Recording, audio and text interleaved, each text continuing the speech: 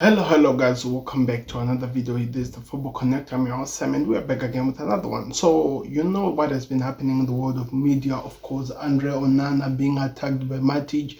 I really didn't want to get into this situation because I was like, I'm just gonna watch it and see it, let it play out and see what happens. And we saw what happened in the midweek, the game against the team that Matic was playing, and I just feel like it did not work well for him. So the social media, the United fans on YouTube and stuff, they've all taken all the things that were said by Matic and they just escalate the stuff. The media as well have come in to say the same thing just to make the situation go crazy. So I do have my thoughts over how I'm looking at the situation. Now the fact that now we know that in today's game against Newcastle, he has been dropped, he won't be participating according to the club.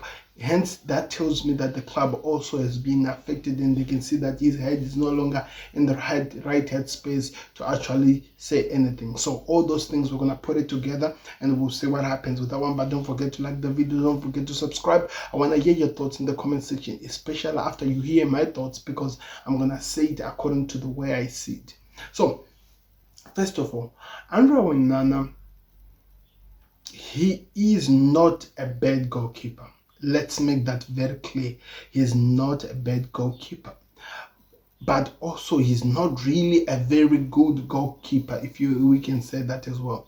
So he is an average goalkeeper, and it's okay. So many keepers that are playing in so many teams are never that good 100%. They're just average. They get the job done, and that's sometimes what you need to do as a goalkeeper. But the thing that has happened with Onana is this: his mental strength in terms of dealing with the public shaming, with the attacks from the media.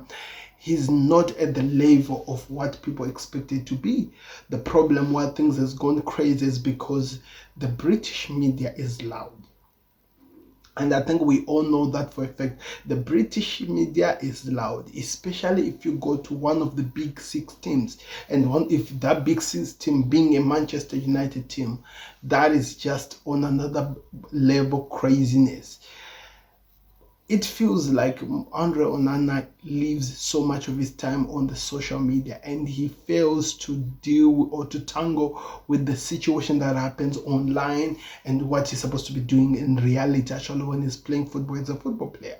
And this whole thing has now escalated in so many years. Any mistake that he makes, it's public knowledge. It's made trending in so many things. Anything that it is, he has to understand that English football is on another level, that even if you slip the wrong way, they will know about it, and they'll find ways to blame you on that situation. We all know this media. We all know how social media is crazy. We've seen this so many times, and we can see mental strength wise, he cannot deal with that. It affects him. So now I have two angles that I'm going to run the story when it comes to the Matic comments that he made. So Matic came out and said that, and they called straightforward that Onana was the worst goalkeeper in Manchester United history. And now I get it out of nowhere. I have no idea why he had to do this. So the first thing that I think of, that him saying that, I look at it and think that maybe he came after this situation because he was looking at the point that Onana was the weak link of United, and he said, what can we use against him? That's the team, by the way, that they were playing with. Why can we attack his credibility as a goalkeeper? Let's attack his image online and allow the turmoil to run so that he might be affected when we play with him in the game and take advantage of that. And they were like, who can we use? We have to use Matic because he is a legend, or he is a former United player. And I think if they came out in that angle as a team, that was borderline evil, but at the same time, it worked to perfection in terms of the things that happened in the game and what led to the goals and how the game was actually played. So you might look at it in that angle and say that, okay, maybe this was Lyon's mission, and they wanted to do this and it worked for them. They managed to get a draw, and they know that they can take advantage when they play with United at Old Trafford next week.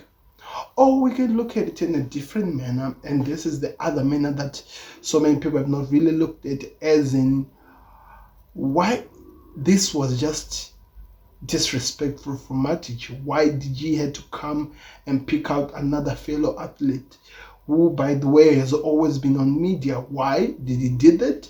Is it a color thing? Did he choose that because he's black? Is it a racial thing that he decided to take this whole entire thing and attack this player because he is black or he is from Africa? I don't know. Or maybe he's just angry and he's just being honest. But was it necessary that when you're about to play with the team, you borderline come out and say those things? Because when we now try to put a magnifying glass on your career as Matic, you were not really that good of a player in United. So many years, I think you only had one good season, and the rest of your years, you're the worst. Hence why you had to move away from United. So why do you pick up with a fellow player who is at the position in the club or at a position which you were at the moment, and you did not do your best, and he's trying to do his best, and you're trying to attack another man's career? Why would you do that? So there are so many things that you can look at in this situation, and now saying that United decided to put him out of the game under Onana, that tells you how much it has affected him as a player, and that tells you how much he's struggling to deal with. So the question is this: was this a good plan for United to take him out or not, or they need to give him? Because usually whenever a player makes a mistake, we have watched Virgil van Dijk making mistakes for Liverpool, but I've never seen him dropped. Alisson making a mistake, never dropped. Is this a good idea from Amorim to take out the goalkeeper when he is down, or give him an opportunity to rewrite his wrong, to find his confidence back? These are all the same things, so many things that we can play around and look at it in and hope that we can come up with an answer. But the truth of the matter, we are in a situation where a goalkeeper's credibility has been questioned, and in the process of being questioned, he is finding it very difficult to find himself. And we have to say thanks to Matic. Why did he have to create an entire turmoil out of nothing? Because this is the surprising part, some people are praising his words. Some people sees him as the Messiah, but he was a United player. He was never the Messiah that people are looking at him as. But at the same time, look at how much it has now affected a goalkeeper who was actually trying to find the confidence to be one, to be someone. These are how you look at it. We have seen there's so many goalkeepers who are attacked by the social media, then they go also and they go perform well. Look at Kepa.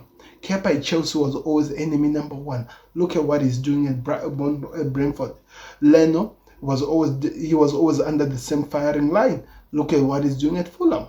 So you see that it's about how the goalkeeper is comfortable, how are the fan base able to protect. And we know if you're in the big six, unless maybe you are, because I feel like Liverpool do that better, but we have an example of Darwin Núñez. He's going through the turmoils as well. But let's just say when you're in the big six, it's difficult to do it. If you don't have the mental strength to hold on in those clubs, you will surely die. And I feel like Andre Onana is just a victim who has been attacked, and you can see how much it's affecting him.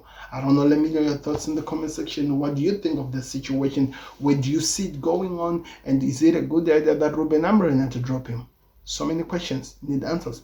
Like the video and subscribe to connect. We're out. Liverpool is playing today. In fact, the lineup is out, as well as Chelsea is playing again. And so many teams are playing. I'll be analyzing what happens in the games, but don't forget to like the video. And we'll also talk about Arsenal's draw against Brentford. I didn't talk about it. There's a reason. I just wanted to hold it as part of today's game. So like the video, subscribe. I'm out. Peace. Subscribe to Connect.